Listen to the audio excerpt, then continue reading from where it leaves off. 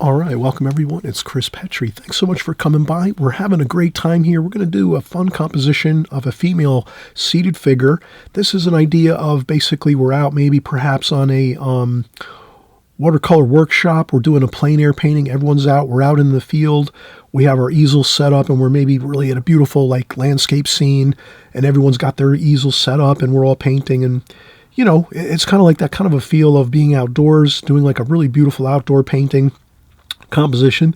So I just kind of have that thought in mind of maybe I'm sitting here and we're all painting together and maybe I'm painting my landscape scene and also another figure in front of me, so to kind of make things more interesting. Figures are fun. That's what we're doing here. We're trying to practice up on the the figures, you know, the human form, figure painting.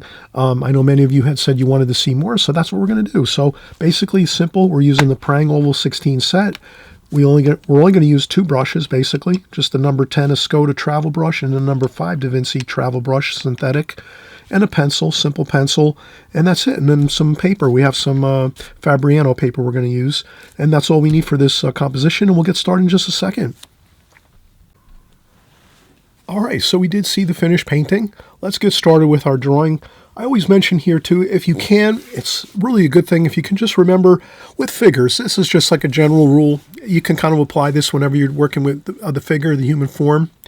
Is you can always say that your human form is usually going to be about 7.5 to 8 head lengths in height for a standing human figure. So we could always think of it like this. One head length there, and then you would just times that by 8. 2, 3, 4, 5, 6, 7, approximately 8. That would be the feet and the top of the head. And then usually we say about to the seat around the belt line or the bottom of the gluteus maximus is about 4, right around there. And so maybe you might have your your shins and your thighs here, and your knees about there, and then your pelvis about here, and then the rib cage about here, rib cage about there, and then the head. So that's kind of like just a real basic essence of like the human form if you want to kind of see it that way. And it's really helpful if you could put a chart like this, if you could draw out this chart or maybe do something more creative or different, or you could even look up, there's a lot of great stuff online in books and on YouTube that talk about the size of the human form and how you can divide it up into sections and things. But I use this method, which is just basically, I always use the head as my first starting point. So whenever I draw a figure, I always start with the head first, and then I scale everything from that head. So if I draw that head really large like this, well, then I know I've got to draw the rest of the 8 head lengths the same size as we go. So here they're a little smaller, so I can fit the whole form of the human figure here within this point of like the floor with the feet all the way to the top of the head. So just a good point to kind of reference, you know, for when you're creating figures. That really is helpful. So we'll use it too here when we're doing this painting.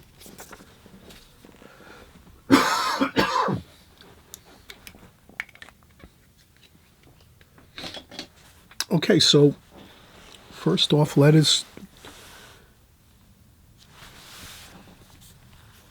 going to do this scene. We're going to have fun. We're going to enjoy it. We'll make our usual, we're just going to make our outline here for the borders of our drawing. This way we kind of know what we're working with here, what the area is that we're working within. This could be the frame of like we're maybe looking to put this painting into a frame or a mat. We're going to mat our painting, so this might be the window of the mat. So we would have that. That's what we're working within. And then we'll say, okay, now we're going to start to develop where we're going to put our figure. And I would say we're going to probably put our figure about here, starting at the top of the head. And then maybe the bottom of the figure is about here where the chair is. We're going to have a seated female figure, seated pose in a like a small artist chair. So we'll pretend this is a female artist painting outdoors, and in the outdoors, and maybe a plein air scene somewhere, and on a perhaps a nice workshop or something, a watercolor workshop or whatever, and everyone's got their setups and they're sitting in their lawn chairs working on some plein air paintings outdoors. So that's the kind of idea we're going to have here. So the first thing I do is I'm going to take the head and make the head about here. And then maybe make a ponytail here, maybe like that. And I'm going to make the shoulders about this much here.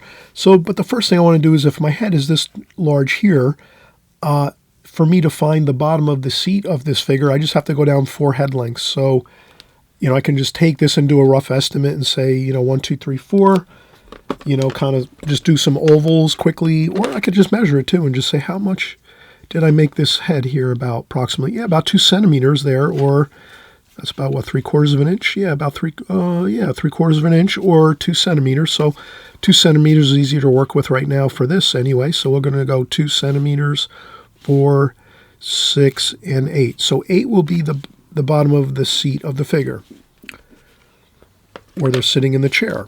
So I'm going to take the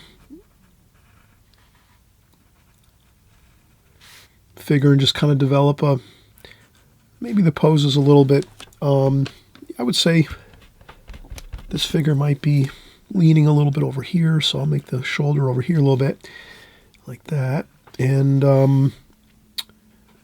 put a shirt here maybe.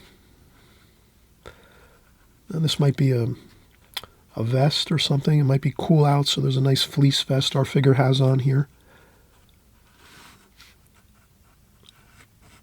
Like this, and then maybe over here we're going to develop some legs and things and feet. But for right now, we're sticking with the upper body and the head. And very simply, we just have the first oval is the head, and we just went down 4 more. 1, 2, 3, and 4. 3 and 4, and that's the seat area. We're in a seat. We're in a nice camping type seat here. Okay, and then that is going to be like so. There's the small cross members for the chair. And so what I'll do is, as I'm doing this, I'm going to do the other foot over here, like this. And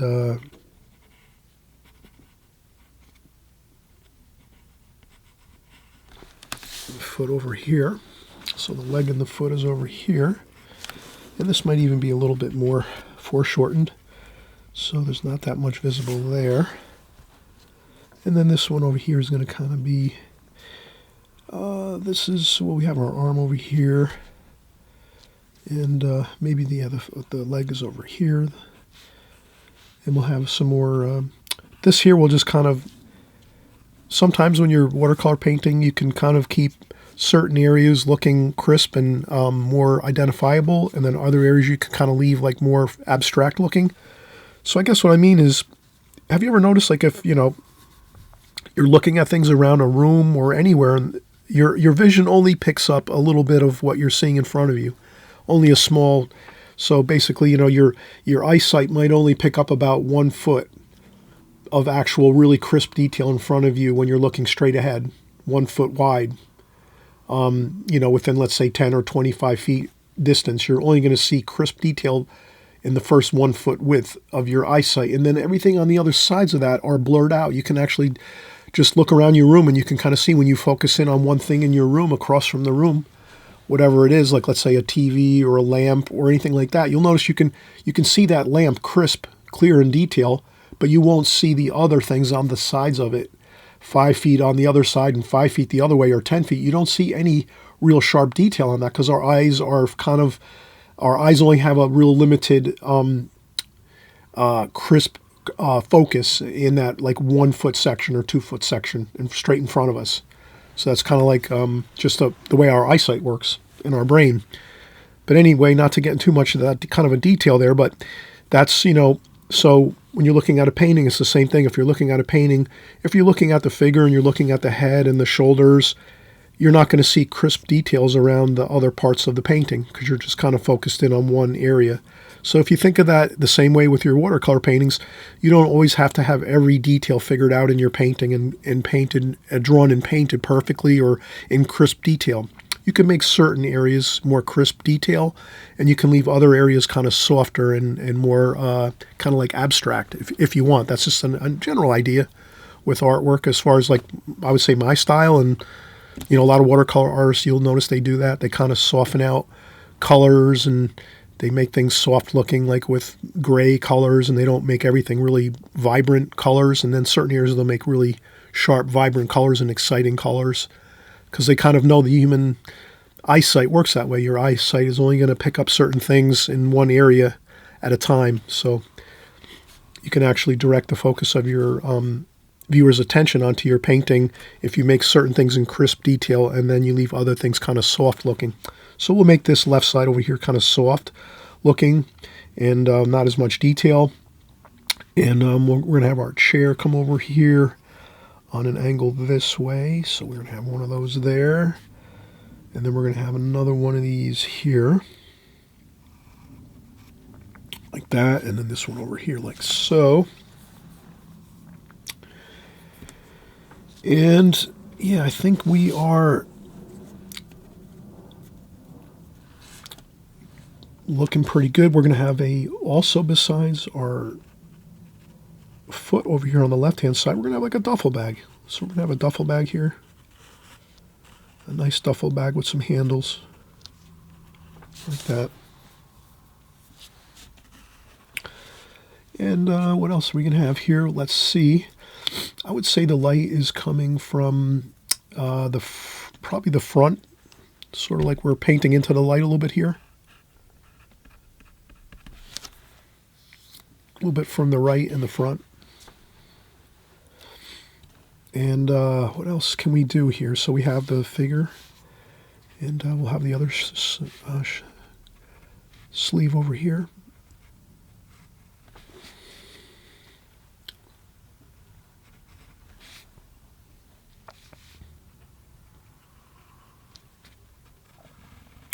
And we'll have an easel over here, like so, an easel set up like that.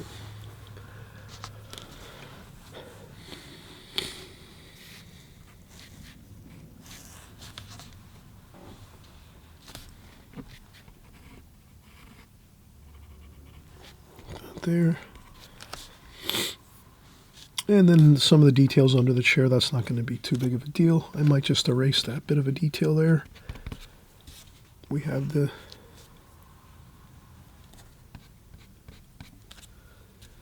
most of the details pretty good here now. We have our duffel bag, we have our chair, our seated figure, female figure, painting here. We're doing a workshop outdoors. And then we're going to have maybe some, like a little bit of a distant tree line over here. We're going to have some bushes and trees and things over here. A little bit of a rock over here maybe. Maybe a little bit of a hill over here. Maybe we're going to have a small tree here. Maybe this could be like a nice, interesting looking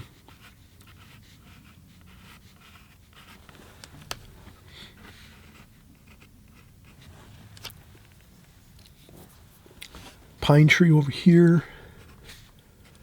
Maybe another couple bushes over there like that. So I'm just doing a couple little interesting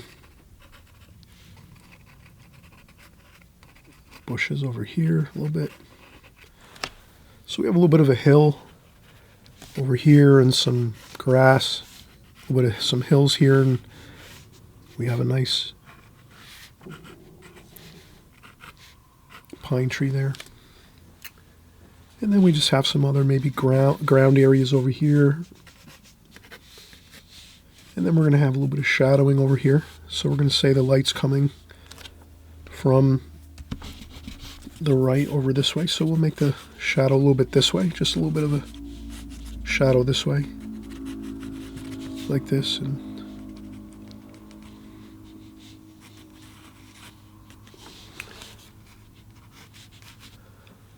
we'll work in our shadows as we need to.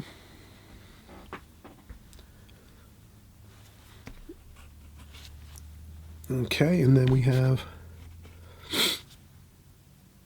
I think everything looking pretty good. All right, so our sketch is done now. And again, we focused right in the beginning. I just like to mention it again. This one's kind of more of a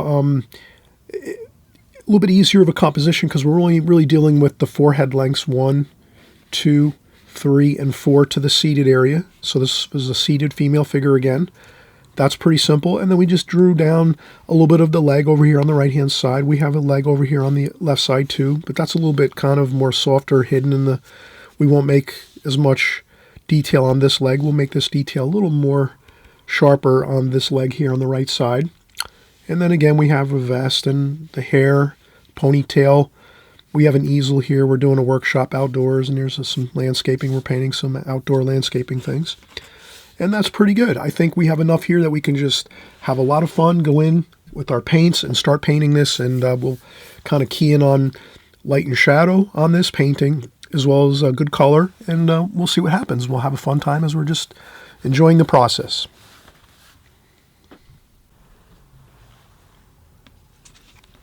All right, so we're going to get started here with our painting portion of this lovely scene here. So we're going to start out with the head. Usually I always start out with the head for my paintings when I'm doing figure painting, and we're just having a fun time creating some figure work here. No pressure. We're just doing a basic composition here. And I just mixed in some brown. And this is the Prang Oval 16 set, which is great for just working with compositions. And, you know, I mix in a little bit of blue with the brown to kind of give that warm brown color, a little bit of coolness to it too for our hair. So that's what I'm going to start out with the hair. And I'm using a Prang, or I should say a Da Vinci travel brush, which comes with the Schmincke set. Actually, this is my, I have two of these. So these two travel brushes are the same. They're both Da Vinci's. This one is synthetic hair, which comes with the Schmincke watercolor set. And then this one is, I purchased separately. This is a number 4. So these are both number 4s. Or this is a number 5, actually. So this is a number 5. Let's use this one. So I'll rinse this one off. And we'll use the number 5 that comes with the Schmincke watercolor palette.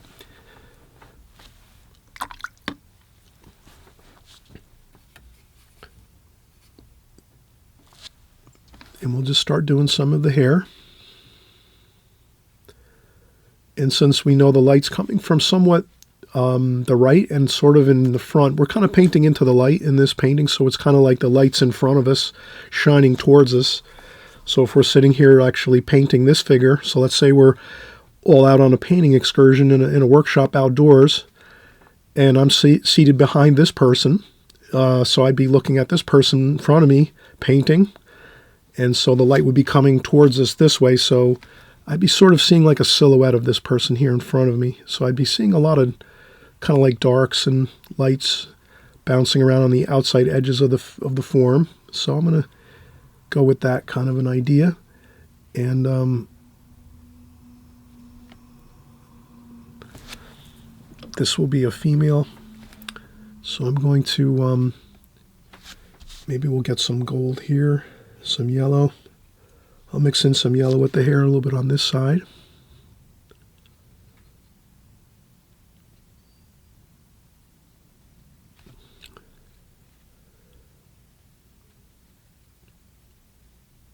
Okay.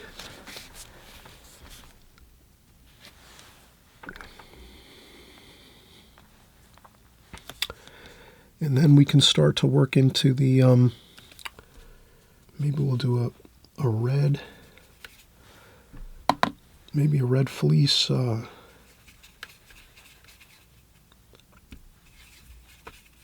red, and maybe we'll go with some purple. So some red and some purple. Maybe the purple will be this side over here. So like a reddish purple.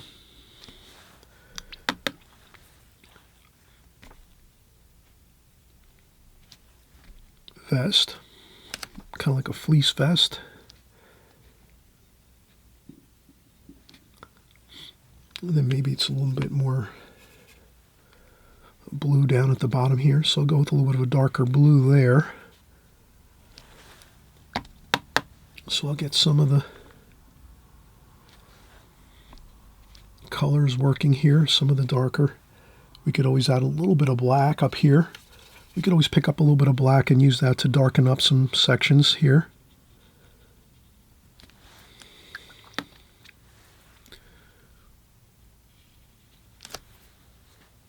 Gray thing down, gray things down a bit if we want to.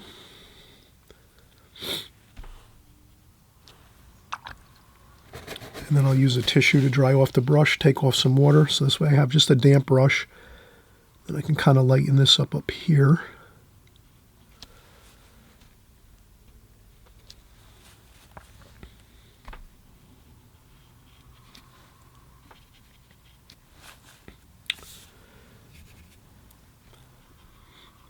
And what I'm thinking is if I just stick with the idea of trying to mix the colors around pretty good, I think it's going to look good if we kind of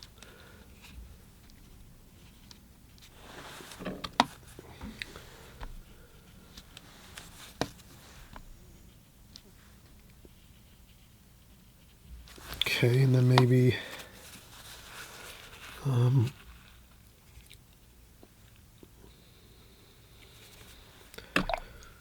I'll mix a lighter, kind of a pinkish color here. We'll do the shirt maybe over like this.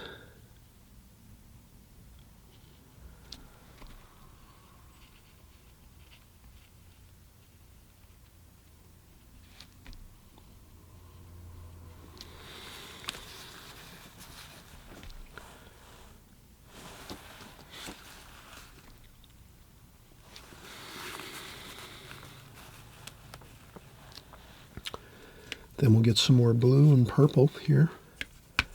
So I'm working basically the head right down into the clothes and just keep working with that idea of kind of starting from the top and working my way downward. And then these are the jeans here, so I'm going to kind of go down there a little bit. And the jeans are over here too, so I'm going to put some of that there. Maybe we'll make the chair green. Give us a little break with colors here. We'll do a little green. So you mix your colors, you have fun. Add a little brown to your greens. It gives you more of an olivey green, which kind of looks really nice. Sometimes it's always nice to have like greens toned down a little bit. Sometimes they can be a little bit overpowering. So I like to do that. Add some brown there, maybe some orange or works well too, orange or gold with our greens. So that's the chair. That chair blends right in with the figure's clothing, like that. And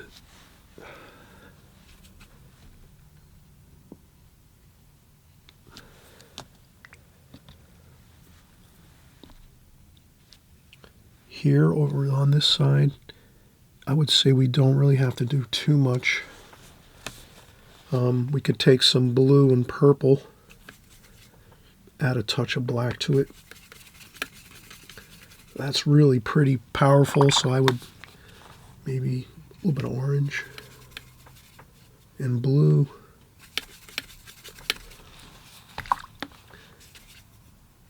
That might be a little better. And then we'll do the chair.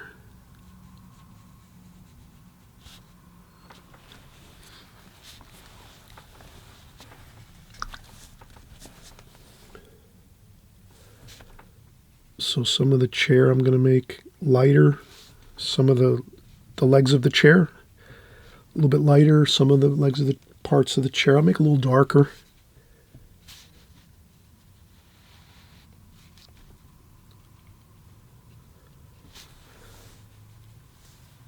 There might be a little part of the chair there, and then over here too.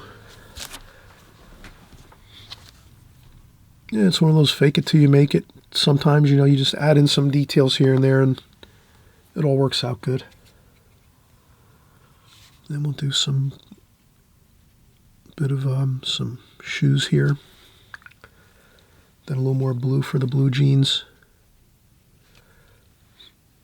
A little bit of purple and blue. Purple and blue makes good for blue jeans.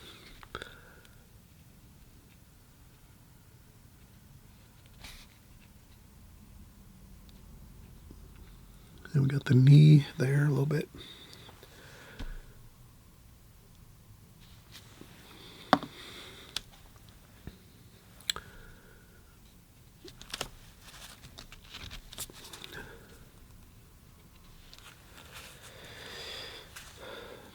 Okay, and then we have, maybe we'll do a blue.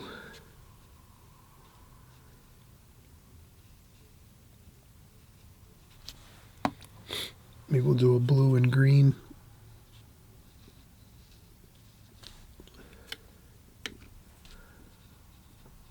Duffel bag here, so that's going to be there.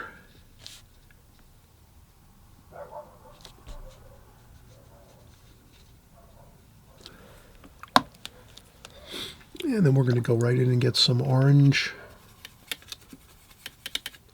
Maybe some purple and orange for some shadow colors. Like that. A little bit of purple, a little more purple in there.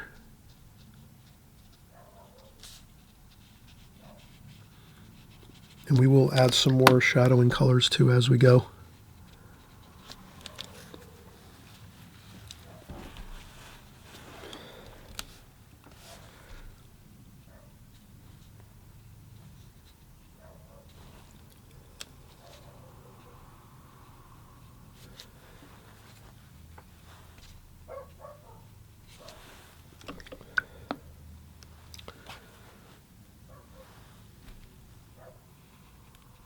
Okay, and a little bit of brown for the wooden easel maybe.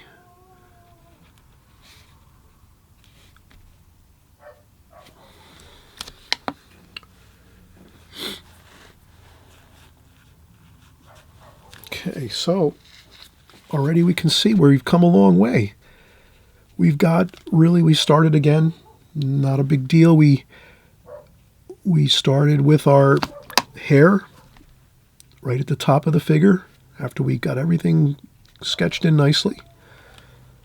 Then we went in right with the shoulders in the clothing, a vest with some blouse here, and then we have the chair and the legs, and then we did a duffel bag over here.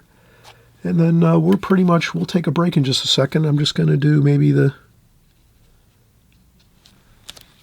handle there on the duffel bag, and you can add some more details here to the duffel bag maybe.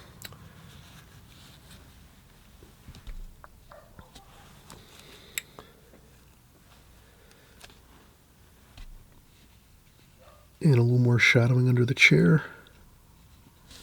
And I'll tie that all right in across.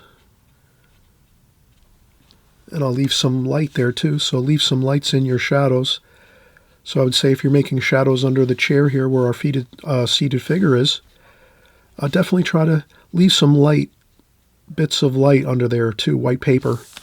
That kind of gives you the feeling like there's, light coming through and it's kind of hitting and missing different areas, and kind of like reality, really.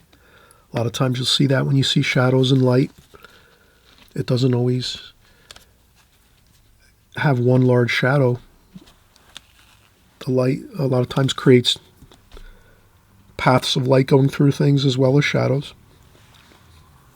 So I think we're going to maybe just start tying in a little bit of the background here. So we have some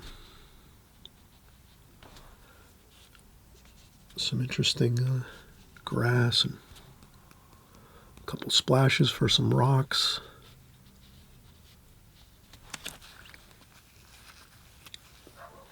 And then what I'll do is, probably now we've done most of our detail work with this smaller number 5 Da Vinci travel brush, which is actually a synthetic brush, which is great, especially if you're just beginning watercolors or you've only been painting for like a year. If you use synthetic brushes, you'll notice that they hold less water, which means you're going to have a little more control over how much water is on your painting and your paper as you go. That sometimes can be a challenge. That was for me when I first started. I always found that I was either adding way too much water or way too much paint. I couldn't find like that happy medium of what I needed to have for my my paintings. So that's why I always mention that. If you use synthetic brushes, it really can be a help because you won't be adding too much water to your paints and your paper and your washes, like I think, for the most part. It'll help you that way. Okay, well,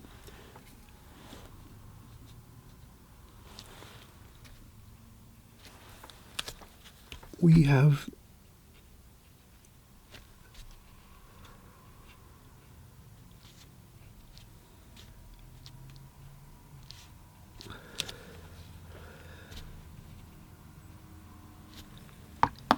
okay, we've kind of got our details in for our figure. And the painting apparatus, we have our easel here, a duffel bag. Our figure's enjoying a nice plein air painting session. And we're gonna actually get a larger brush now, because once we start getting into more of these larger areas of the painting, we're going to want to cover more area quickly. So that's why I say let's step up and use a larger brush. So I'll step up to a number 10, which is doubling the size, although sizes don't always mean a definite, some manufacturers might call their brush a number 10 and it's this size, and then other, manufacturers might call their brush, a 10 as well, and it might look like this. The hairs on the brush might be a number 10 like this, and then this is a number 10. So you have to really just use what you feel is right. So this looks pretty good. This is like kind of fits the rest of the painting, or even larger than a 10 maybe. But this is an Escoda travel brush, so I think this will be fine. So we'll come back in a few minutes and we'll sort of finish up the rest of the painting. I think we'll put in a couple more interesting details, and then we'll kind of finish up. But I think this is a really fun figure painting to do, and I'm glad you're joining along. And I always mention too, if you haven't, this is your first time here, please subscribe on the right hand side below. If this is your very first time here, you're at the right place at the right time. We do everything watercolors, so this is just one thing we do, figure painting, but we do everything else, all your classic watercolor paintings we do. We do flowers and landscapes and trees and street scenes and cars and figures and portraits, and we do everything watercolor. So we're just practicing up this particular episode with some figure painting. But I know you'll enjoy all the other videos we have, so if you subscribe, you'll just be connected to us and you'll kind of see the new videos coming out as we go each week if you're subscribed. That's all. It just keeps you in contact with us, and there's no obligations or anything like that. You won't get any emails or calls or text messages, any of that nonsense that goes on these days with all the bothersome calls and emails and things that we get on our phones and devices and things. So no worries about that. YouTube is just... if you like my channel, YouTube just will let you know I've made a new video, and that's all it is. Nothing more than that. Okay, so we'll get right back in a second or two. All right, so we're getting started again, and we're going to come back in here. And I notice right away what I kind of can see is that we could use some more darks in here.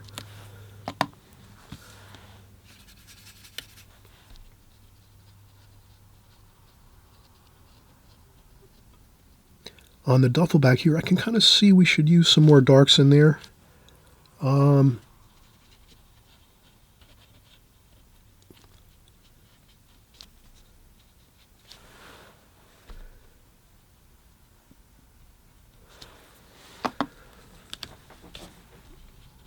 And then we can just kind of flow some of that darker wash, I think, out into the, especially into the cast shadow. Maybe somewhere out in here it's a little lighter, the shadow. but especially under there, that looks better, I think.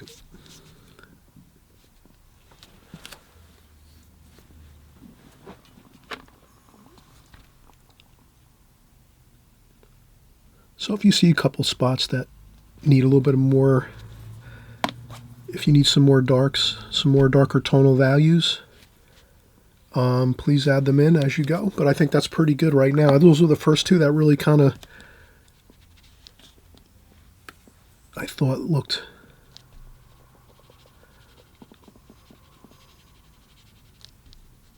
some of the shadow too, maybe like that. That looks good. And then again, we'll bump up to our next size brush here, and I think let's create some of those. Again, we have some green and some orange to kind of warm up that green a little bit, make that like an olive green. Maybe some brown in there. So we'll kind of mix up some browns and greens. And maybe we'll just start over here. And let's not make a big deal of this. I think let's just kind of finish out our painting. We kind of see, if you want to make a, excuse me, if you want to have more details in your painting for this part of the painting, feel free to do it. If you like to see more, if you want to spend a little more time on the details here, I'll do some splashing. So what I like to do is, the focus of this painting was the figure, and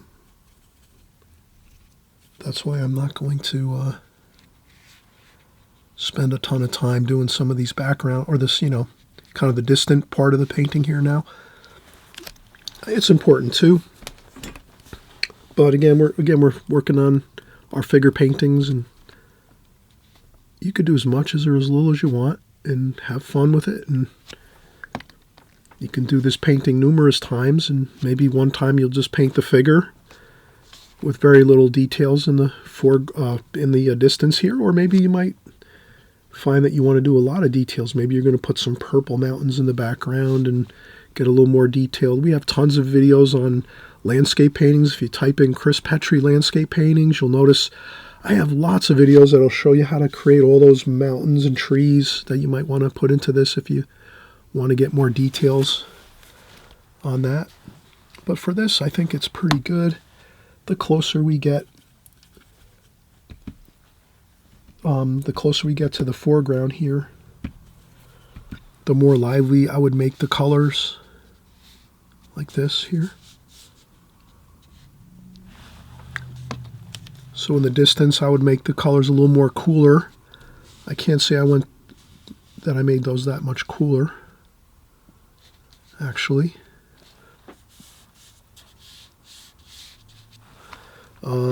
We can do that though. We can take some blue and automatically take that blue and start to infuse it into the washes that we just created, and that right away will give us that feeling of distance, cooler type of wash. That might be too,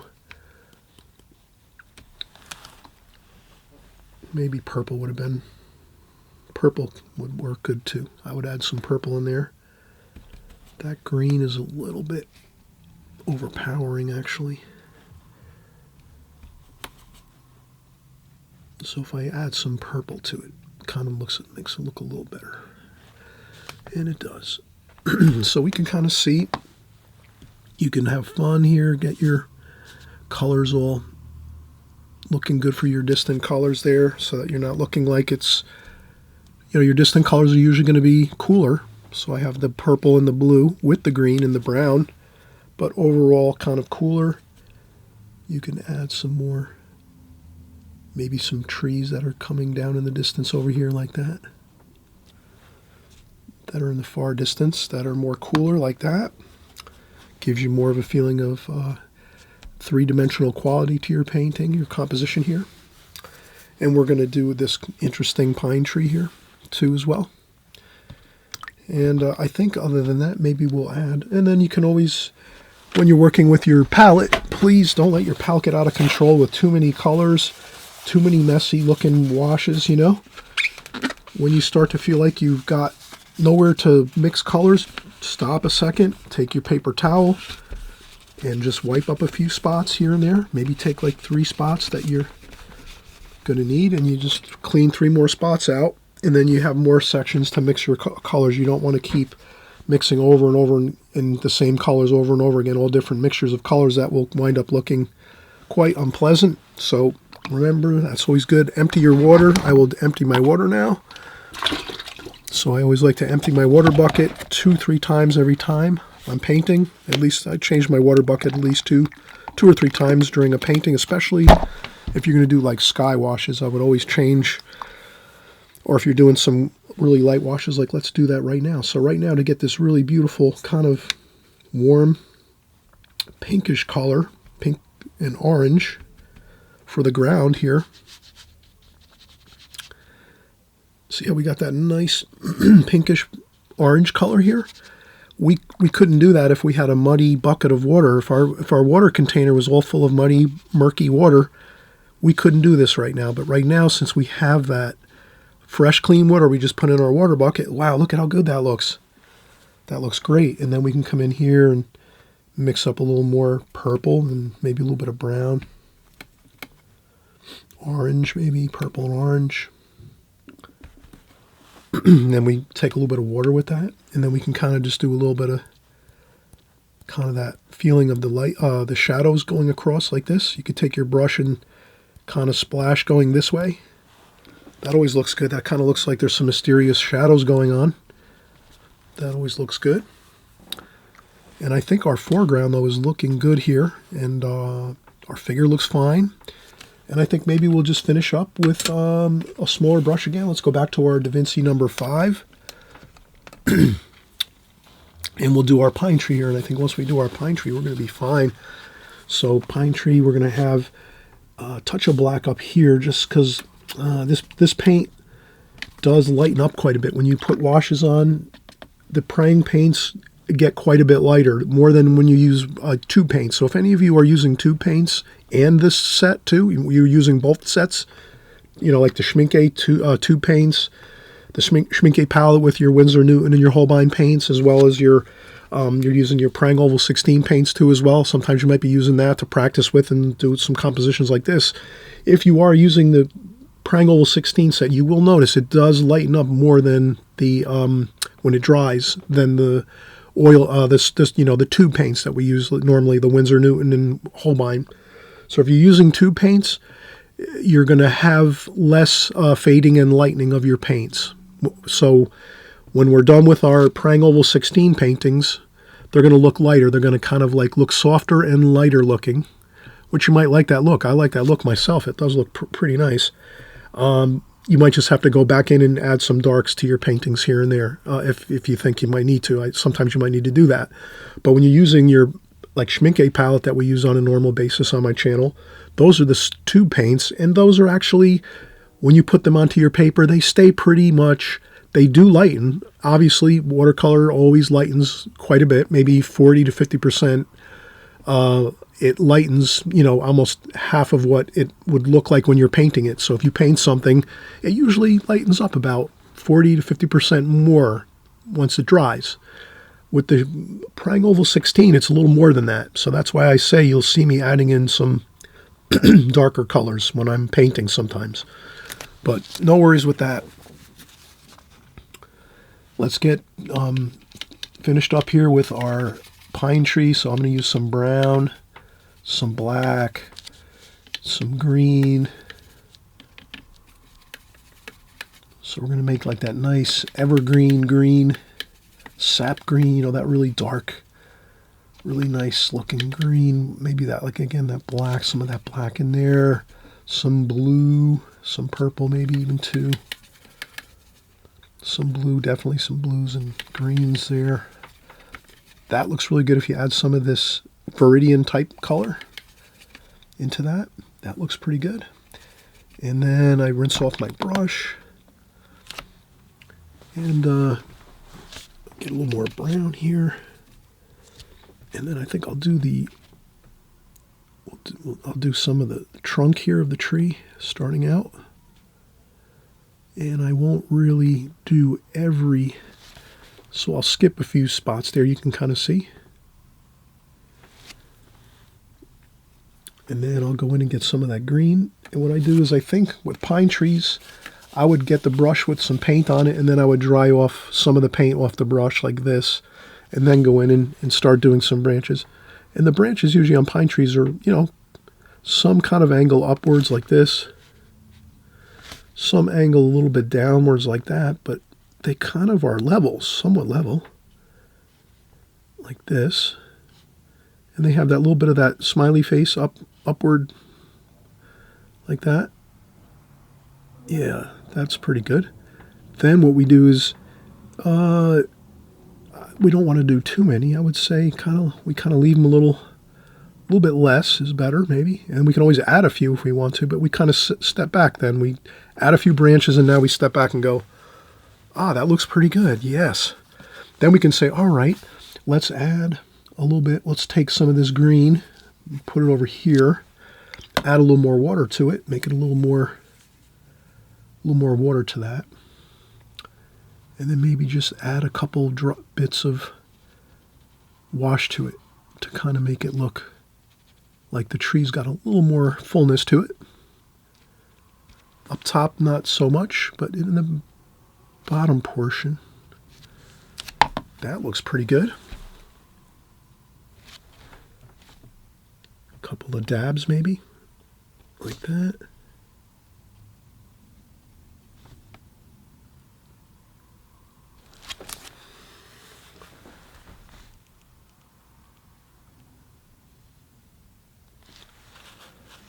We could even make another tree next to it, over here, behind it.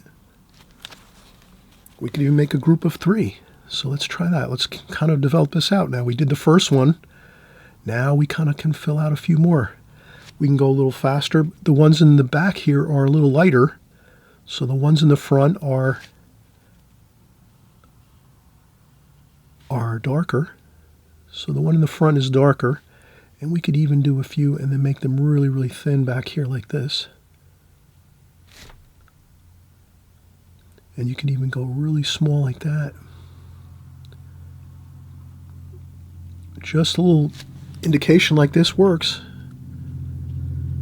And as you get closer, then they're a little more detailed.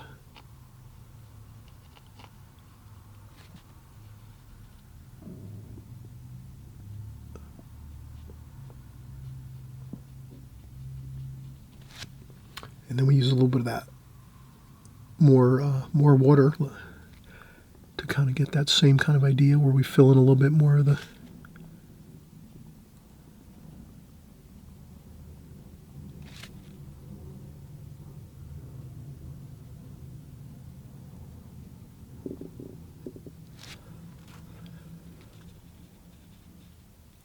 and then we can just develop it more and just say, okay, we've got some pine trees there. Let's make a few more over here that are kind of hiding behind over here. You can barely see them over here, but there's more. And that kind of makes it look more interesting. And then maybe even a couple over here. So we could just take some more of that idea and just kind of expand upon it. So we say, okay, we want a couple more pine trees over this way too.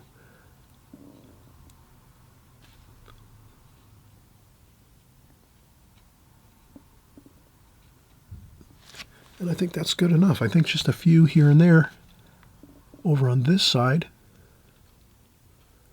like this.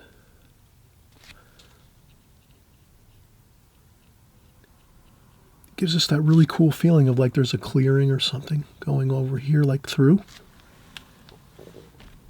Maybe there's a river going through there or something, or a stream, or there's like just some kind of clearing beyond. So it kind of feels like you can see right through the whole scene and you can kind of go into the far distance. And again, we'll just go a little bit the extra mile here. Let's do a little bit of a purple mountain.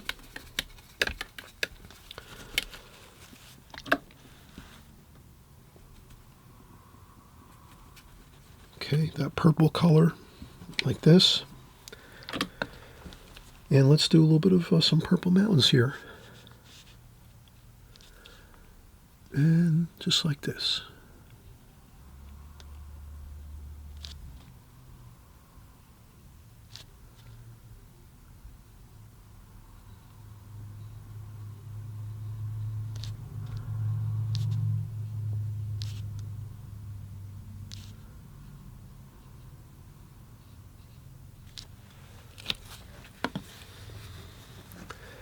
And then what you can always do is, to give it even some extra,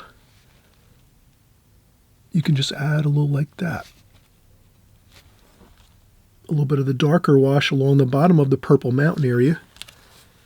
And that gives you another feeling of like there's some trees before you see the purple mountains. So now you have added numerous layers of like distance to the painting. So you can imagine this might be some snow.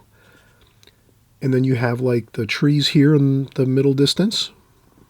And then as you go back further, you're seeing the snowy field over here. And then in the far distance, you're seeing that purple mountain. So you can create a ton of three-dimensional quality into your compositions like this. And this is just fun to practice. If you're just doing this as a practice composition, like I often do, you're kind of just working ideas into your compositions that you're going to use in future paintings. So, you know, you can always look at someone's painting that you might like to paint. You might be watching another YouTube artist, or you might be working from a book or from a photograph or whatever it is. And you kind of say to yourself, oh, I can be more creative here. I can add some more interesting details to my painting that might make it look a little more fascinating looking.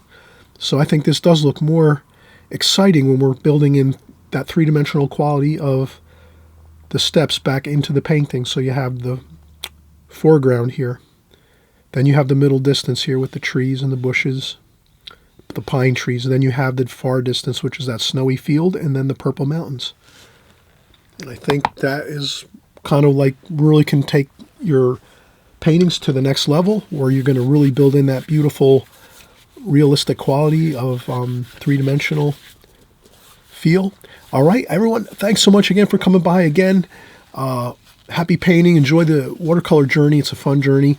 And I always mention again, if you haven't subscribed, on the right-hand side below, if you just click the subscribe button, you'll stay connected with us here on my channel, and we'll continue to work together as we go.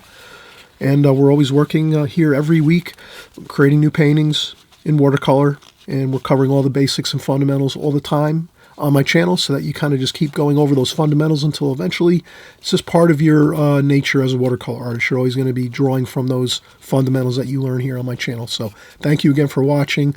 It's great to be with everyone, and we'll see you soon.